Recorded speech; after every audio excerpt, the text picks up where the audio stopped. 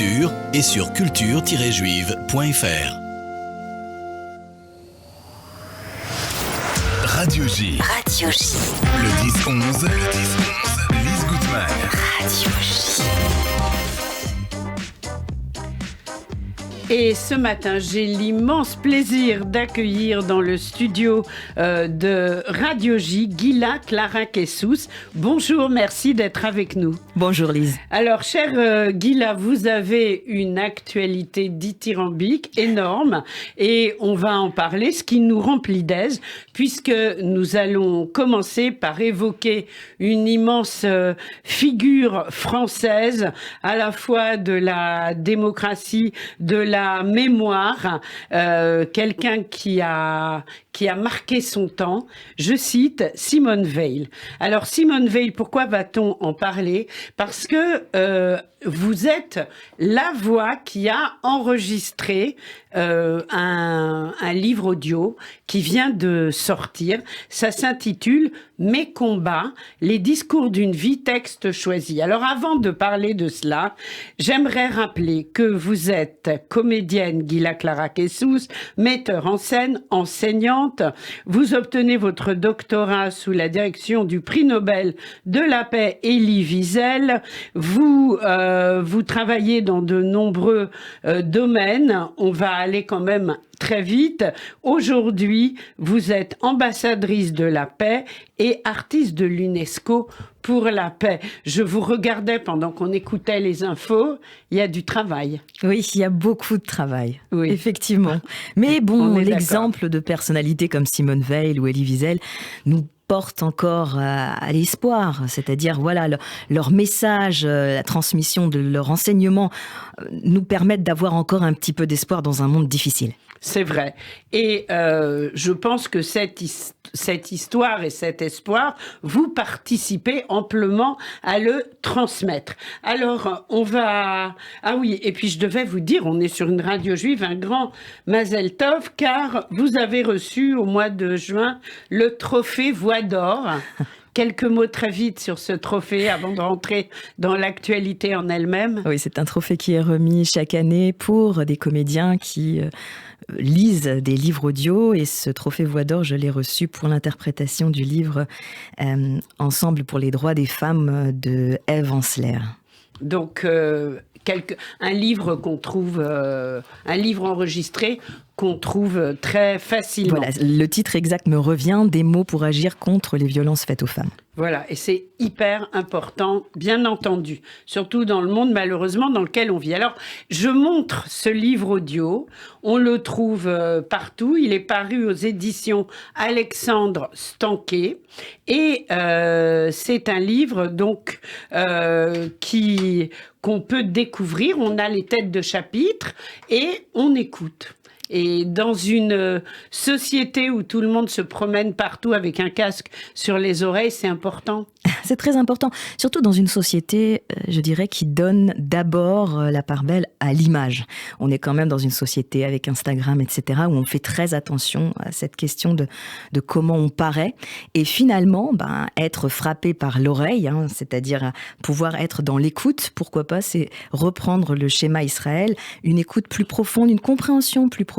Et avec ces discours, vous allez retrouver les thématiques chères à Simone Veil, que ce soit bien sûr les femmes, mais également tout ce qui va être autour de l'Europe, tout ce qui touche aux droits humains, tout ce qui est aussi mémoire de la Shoah. Et donc ces discours portent des préoccupations profondément modernes. C'est surtout ça, de voir combien les choses on peut changer et combien cette femme proposait déjà des suggestions, des solutions, effectivement.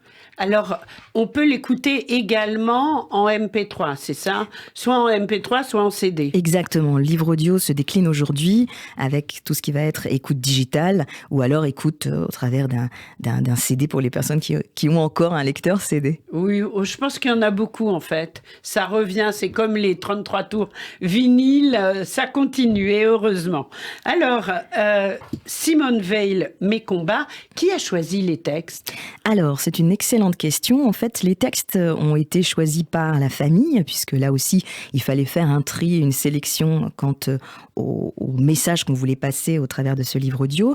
Et en fait, si je suis présente ici, et je vous remercie encore, Lise, de m'avoir permis d'être sur ce plateau, c'est parce que je reviens d'Essaouira. Alors, quel est le lien, on va dire, entre Essaouira, le Maroc, la côté séfarade, et Simone Veil ? Il est très simple. À Essaouira, vous savez qu'en ce moment, c'est le Festival des Andalousies. Donc, c'est un festival musical très connu, qu'on appelle les festivals des Gnawa, qui rassemble la tradition juive et puis la tradition marocaine, avec justement un beau mélange des genres au travers de différents musiques, et en particulier des musiques comme les bakachot. Et donc, en fait, dans le cadre de ce festival, il y avait un symposium médical. Et ce symposium médical s'est ouvert par les discours de Simone Veil sur la question de la santé. Et j'ai eu la chance d'être choisie pour pouvoir faire cette lecture à voix haute autour des droits humains et de la santé, à partir d'un discours qu'elle avait fait en 1996. Donc vous voyez, Simone Veil, là aussi, dans sa façon d'envisager la santé, était extrêmement visionnaire, puisqu'elle pose les prémices d'une santé intégrative. Ce symposium qui C'est-à-dire, expliquez-nous. Alors justement, ce symposium qui s'est passé à Essaouira était fait sous l'égide du ministre de Sa Majesté Mohamed VI, André Azoulay. Et en fait, on voit que dans la volonté de médecine telle que peut l'envisager Essaouira dans ce symposium, c'est faire la paix par justement une réconciliation d'une médecine beaucoup plus, on va dire, large que simplement une médecine qui a pour but de répondre à un symptôme. Et en fait, j'ai enregistré le livre audio dont vous avez parlé, Mes combats de Simone Veil, pour lever des fonds pour une association qui organisait ce symposium médical, la médecine et la paix.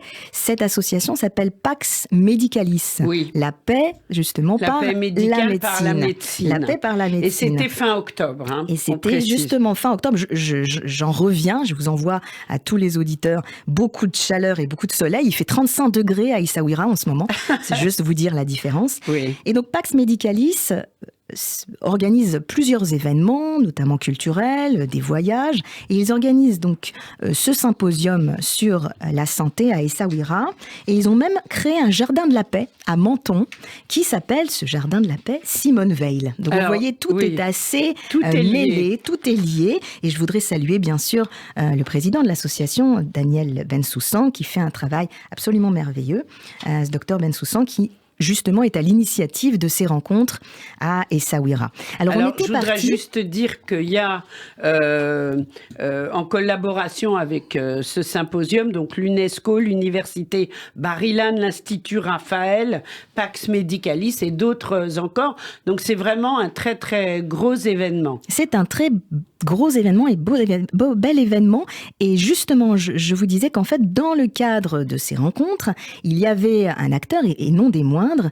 Cet acteur, c'était l'Institut Raphaël, au travers du docteur Alain Toledano, qui est justement en fait un centre de santé intégrative qui permet de pouvoir prendre en considération le patient, non plus dans la volonté d'éradication de symptômes seulement, mais vraiment dans sa totalité, c'est-à-dire le côté psychologique, le côté mental, tout ce qui va être hors annulation du symptôme. Et donc, on voit que l'Institut Raphaël à Paris, qui est dans le 17e, il propose plusieurs activités qui va permettre aussi aux patients de retrouver l'estime de soi. Et Alain Toledano était présent et il nous a présenté en fait des instituts qui sont des instituts parallèles avec qui il travaille. Il y avait des représentants de Beth Raphaëla, par exemple, qui font un travail magnifique en Israël. Il y avait l'association Darzor, qui fait un travail magnifique aussi à Casablanca. Et en fait, toutes ces personnes étaient là pour bien sûr traiter de la question du cancer, mais montrer qu'aujourd'hui, on ne peut plus prendre en considération uniquement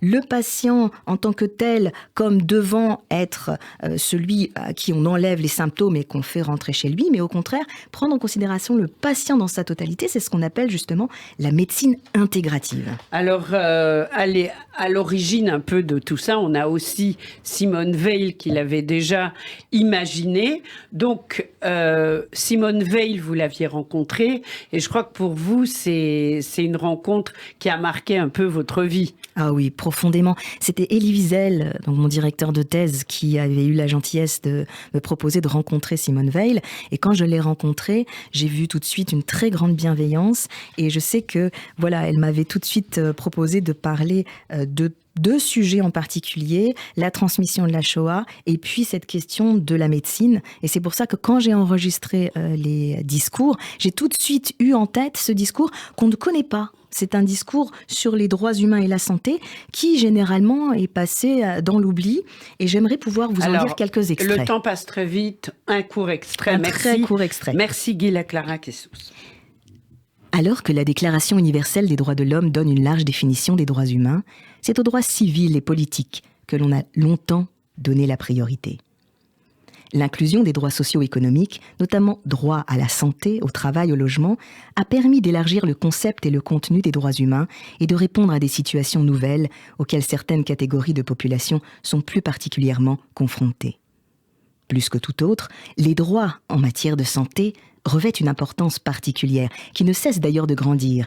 Il n'y a pas lieu de s'en étonner, la santé, la sienne propre, et celle de ses proches étant pour chacun le bien le plus précieux. Le serment d'Hippocrate, auquel se réfèrent encore les médecins, traduit l'idée que le médecin a des obligations particulières vis-à-vis de ses malades, leur reconnaissant ainsi des droits spécifiques. Je pense notamment à ceux qui découlent du secret professionnel auquel sont tenus les médecins dans la plupart des pays. Il s'agit en l'espèce de protéger l'intégrité corporelle des plus faibles et des plus démunis, mais également leur état mental et leur dignité. En effet, autant que leur corps, c'est leur psychisme et leur faculté d'aimer et de vivre normalement qui sont brisés. Ce n'est plus seulement la maladie qui est prise en compte, mais la personne, la femme, l'homme ou l'enfant concerné dans la plénitude de ses droits dont nous avons conscience que la société doit se sentir responsable. Il reste encore beaucoup à faire pour que l'idée en soit admise, encore plus pour qu'elle soit consacrée dans les faits. Magnifique. Gila Clara Kessous qui nous lit donc un des extraits de ce livre audio, Simone Veil de l'Académie française, Mes combats, texte choisi, les discours d'une vie, et paru aux éditions Alexandre Stanquet. Donc on peut se procurer partout. Alors j'aimerais que, là le temps passe très vite, que vous nous disiez un mot sur Elie Wiesel. Je ne sais pas si on le verra. Alors juste avant, Lise, oui, si vous le permettez, je voudrais simplement dire que pour les personnes qui sont intéressées sur cette question de santé, oui, non seulement santé intégrative, mais santé comme reliant les peuples, Pax Medicalis, l'association, organise chaque année un voyage d'à peu près 10 jours en Israël pour voir les différentes institutions médicales et faire ce qu'on appelle des coopérations médicales. Cette année, ce sera entre le Maroc et Israël. Ça se passera du 23 avril au 1er mai. Si vous êtes intéressé, vous pouvez aller... C'est ouvert au grand public. C'est ouvert au grand public. Vous reviendrez nous en parler. Bien sûr. Alors l'email, c'est info avec un S, infos, paxmedicalis@icloud.com. D'accord. Bon, on ira voir et puis on peut aller sur leur site, j'imagine. Oui, mais c'est mieux qu'envoyer un email, ça sera encore plus direct. Ah, d'accord. Parfait. Alors, un autre livre audio qui vient de sortir, Elie Wiesel, Cœur ouvert, un récit, prix Nobel de la paix. Et Elie, vous l'aviez rencontré plus que plusieurs fois. Ben oui, c'était mon directeur de thèse et j'ai travaillé avec lui pendant plus de 7 ans. Et c'est vrai que son enseignement reste gravé justement dans mon cœur. Et ce livre, il est très particulier puisque c'est le dernier livre qu'il va écrire avant de décéder. Il parle de son opération à cœur ouvert. Et c'est la première fois qu'il va se livrer sur des choses qu'il ne voulait absolument pas ouvrir au grand public, c'est-à-dire des choses très personnelles, sa famille aussi. Et donc c'est un Elie Wiesel un petit peu différent de ce qu'on a l'habitude de voir en tant que novelliste. Et c'est ce qui en fait tout l'intérêt. Et puis on termine un dernier mot, un événement à Marseille. Exactement, et c'est un très beau pont que vous faites entre Elie Wiesel et Marseille. Il y aura un hommage. Et pour ceux qui sont à Marseille ou qui veulent y participer, c'est est ouvert au grand public. L'hommage se fera le 15 novembre. Je serai sur scène avec Stéphane Fraisse pour lire des extraits, justement, des ouvrages d'Elie Wiesel.